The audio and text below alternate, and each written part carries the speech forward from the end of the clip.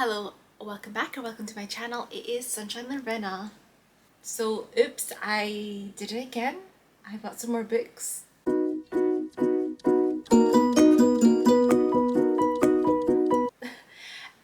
This is quite a big stack, so I'm gonna try not to speak too much. Give you maybe like a very brief synopsis of the books, but try not to speak too much. In my defense, in this big pile, there are some that actually are my mother-in-law's books. So I was on holiday there recently and she said I could take some books from the shelves. So I took some books from the shelves. So I didn't actually buy them. Okay guys, I didn't spend money, and then I can always return them to her. So do they actually count? Do they? But yeah, let's just get into it. So the first book here is, I should have actually had this at my June book haul, but I only realised after I filmed it and I was in my room that I saw it. I hadn't put it on my shelves yet, which is why I forgot to take it down. But that is Little Women by Louisa May Alcott, and this I got from Booktube with Amy. She was doing it on haul, and this is one of the 10 classics I want to read this year, so she kindly sent it to me, so thank you, Amy. And yeah, I'm looking forward to it, but it should have been in the June book haul, so it's not counted in this because these are like the post that haul, these books, you know, words guys, words. So yeah, okay, then I made the mistake of going into the works one day, and if you're from the UK, you know they have the deals, guys. They have really good deals. So when you go in there, you can't walk out without having a book or two or three, maybe even four in your hands. So the first one that I got there is The Love Hypothesis by Ali Hazelwood. I've already read this. This was in my August wrap up. I gave it 4 stars. I really enjoyed it. Big book talk, romance book. As you can see, these really annoy me when there's stickers that you can't take off. But yes, TikTok, popular book. It didn't quite live up to hype for me, but I really enjoyed it. It's a fake dating trope in this one, if you don't know.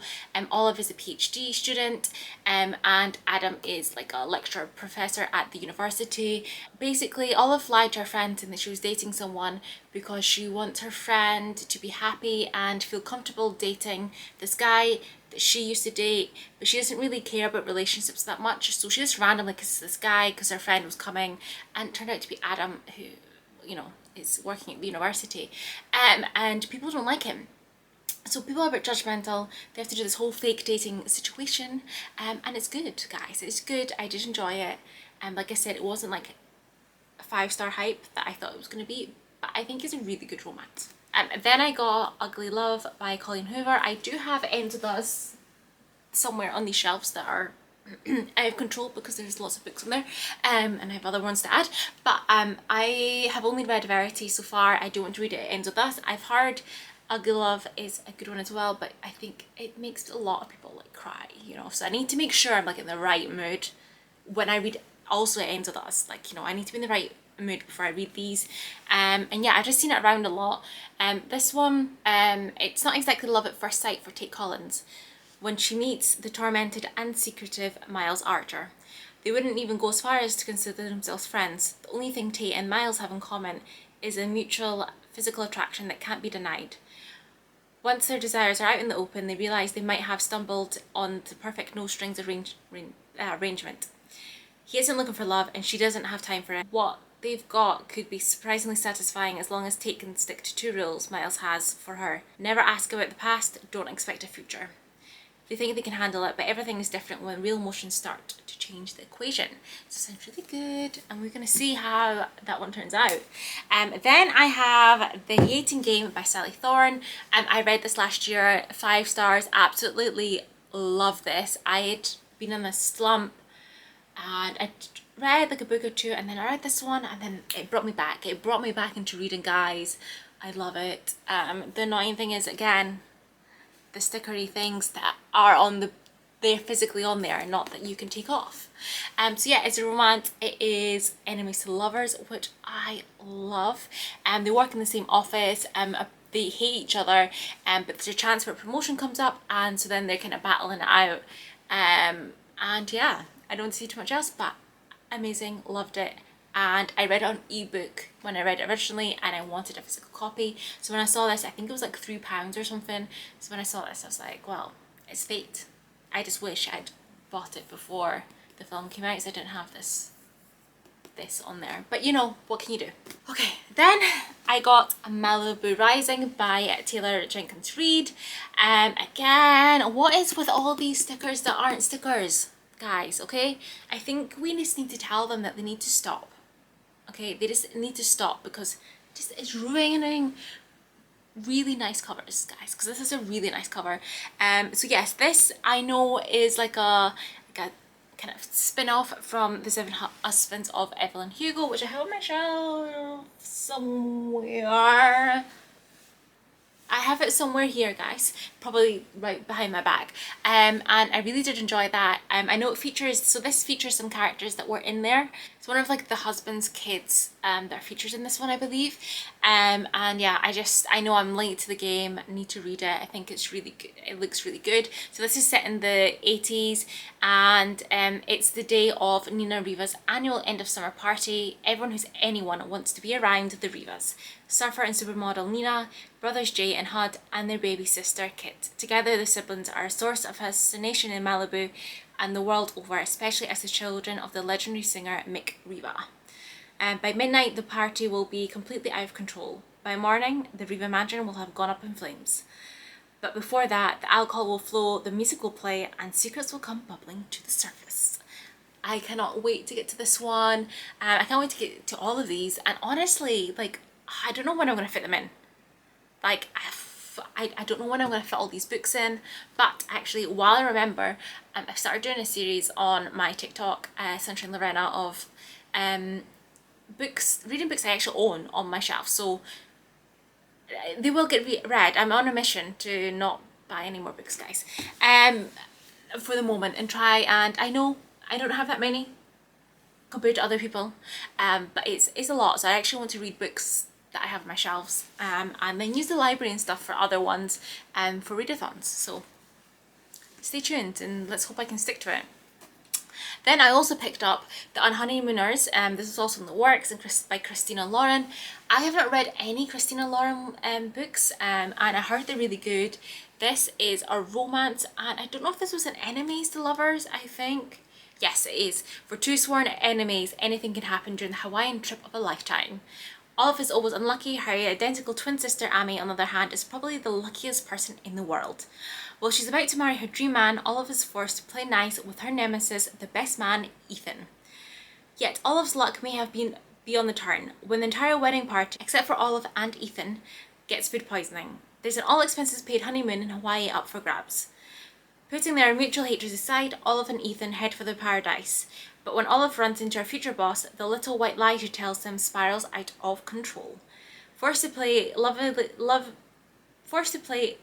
newlyweds, she and Ethan find themselves in closer proximity than they ever expected. Soon Olive finds that maybe she just doesn't mind pretending. In fact, she's beginning to feel kind of lucky. Enemies to lovers, as mentioned before, love enemies to lovers, so I am hoping that this is amazing. Okay, so I now have a couple of kings. Bought Full Dark No Stars, as it's a collection of like the novellas, and 1922 is in it, so I got this from eBay, and then there is some others, another couple of novellas in here. So it also has Big Driver, Fair Extension, A Good Marriage, Afterward, and Under the Weather. So I do have some other novellas in here of King. I do like King. I haven't read him in a while, so it'd be really good to read it. So yes, but when I got this on eBay secondhand, and you know, on that person's like shop front, it was like, oh, you can get the second one, like, was it buy one get one free, or was it buy one get half price? I can't remember the deal, but I was like, oh, let me see what else they have, because it's too good to ignore. And then I got this. It's a rainbow hodder, however, guys, I have The Shining there, and they are not the same size. I don't know if you can see that, but this is much bigger, which is super annoying. However, you know, it was a good deal. So yeah, Dumaki, which I saw, I just bought it. It's King, you know, I don't really need to know too much. But I haven't really seen anyone speaking about this, so if you've read it, please let me know if it's good. It's quite a chunker. Yeah, it's like almost 700 pages, so it's a big one.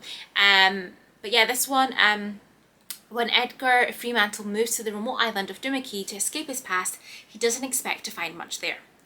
But Duma has been waiting for him. The shells beneath his house are whispering to him, and something in the view from his window urges him to discover a talent he never knew he had. Edgar Fremantle begins to paint. As he paints, the island's secrets begin to stir. Secrets of children lost in the undertow of a ghost ship riding the distant horizon, and of families buried past reaching long hands into the present. Sounds really good. I cannot wait. Yes, I haven't really read any King this year, I don't think, so yes, it's gonna be really good to get some King read this year. And yeah, it was just too good a deal, guys, too good a deal. Okay, then these last section are Italian books. Like I said, I got some from my mother-in-law, but I did accidentally wind up in a bookshop there, and like somehow I walked out with 2 books, which I paid for. I should actually specify. I don't know how that happened, but I'm going to keep on learning and improving my Italian, which is why I'm getting books in Italian. I've read 1 so far this year, guys, which is better than last year when I said I was going to do it as well. But I've read 1, Il Piccolo Principe, which is The Little Prince, and I will be reading Il Giardino Segreto before the end of the year, guys. Okay, I will be. Remember, editing me, remember, you will be reading this for the end of the year. So yes, I did get another two books while I was there. So keeping on the theme of children's classics, I got another 2, and that is Pinocchio and also Il Maravilloso Mago de Oz, so the Wonderful Wizard of Oz. And both of these books, guys, okay, are such great. The hardbacks, I love how they're designed. They also aren't that expensive. This was like $9.90 and this was $7.90. And books in Italy are quite expensive when I was looking at them. So these are pretty well priced for like what you kind of get. I don't know what the naked covers are. Let's see. The naked cover is exactly the same. Wait a minute. Okay, so the naked cover is exactly the same, but there's something. Let me, oh, I didn't know this. I did not know. Oh, wow, guys, it's a poster.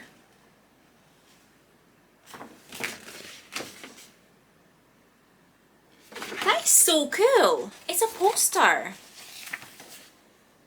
That is fun. I need to look into that. And it literally tells me this in the back, and I didn't notice, guys, okay? I did not notice because I just saw, oh, Pinocchio, okay?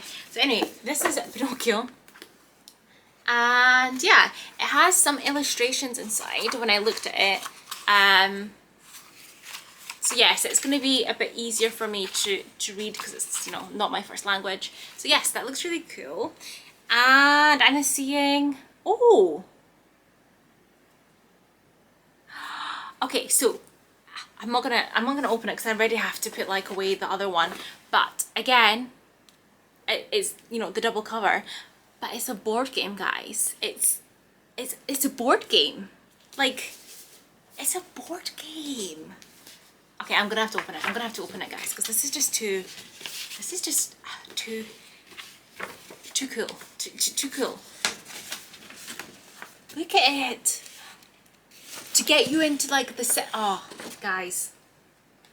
Why don't they make books like that here? Like, okay.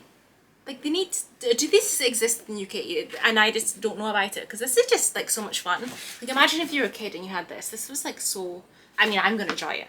I'm gonna enjoy this. I'm gonna have to rope my husband into playing this with me. Yes, I'm gonna have to, because I can't play with my friends, because otherwise I could just make up stuff. So yes, that's so much fun. That is so cool. That is, yeah, love it. I'm so glad I bought these now. So glad. But again, you see it's got illustrations, Dorothy obviously, in it. This one has colour ones, which the other one doesn't, so I don't know why this is cheaper. But anyway, it's nice, really fun, and I am so happy that I discovered about those dust jackets, because that's really fun and cool. That's fun.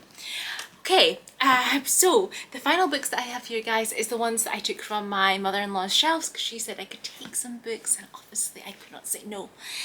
So the first one that I chose is Asesino sul Orient Express. Obviously, Murder on the Orient Express by Agatha Christie. I read this for the first time earlier this year, but yes, I saw this on our shelves and I was just like, I already know the mystery, so I feel like that'll be a good kind of adult book to go into, and just to see what I pick up on. But yeah, it's cool. So yes, I already obviously know the mystery, so I know who the killer is. But yes, I love Agatha Christie, so I think that'll be really fun to try and read that one. Then I got a Peter Pan. It's Peter Pan, guys. It's Peter Pan. So again, it's another children's one, although the writing in this one is much smaller than the other ones. But yes, they should be good to can again help me with the language. It's going to be at a level that I'll be able to learn, pick up new words without being too difficult, and it's a story that I'm familiar with. And then we have Il Giro del Mondo in 80 giorni, so around the world in 80 days. Again, it's another classic. It's a story I'm familiar with, although I haven't read the book in English, but I know the story. And yeah, and that's it, guys. That's it. That's all the books. I had how many? 1, 2, 3, 4, 5, 6, 7, 13, guys, 13. And you will not be seeing another book haul from me for quite some time. Yeah, probably after Christmas, let's face it. It'll be after Christmas. But these next few months, I'm going to be on a mission to be reading books that I actually own, guys. I will be. And yes, let me know if you've ever seen books like dust jackets like this, and you know, if they do them like this in your country as well, if you're from a different country, like the children's one, like let me know, because like I now want to like find more books like that, because that is just really fun. And I know that they're meant to be for children, but I don't care. I think that's really fun. I really want to play that game. And yeah, so yeah, comment, like, subscribe, and I will hopefully see you in the next one. Bye.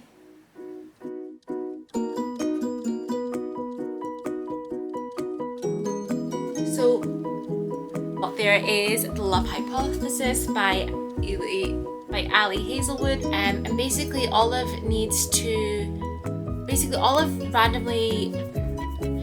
So what's the full title in English now that I'm thinking about it? Because I don't think it's a direct translation of that. Or is that the full title? The Wonderful Wizard of Oz? No, it's not. Why? It is the full title, The Wonderful Wizard of Oz.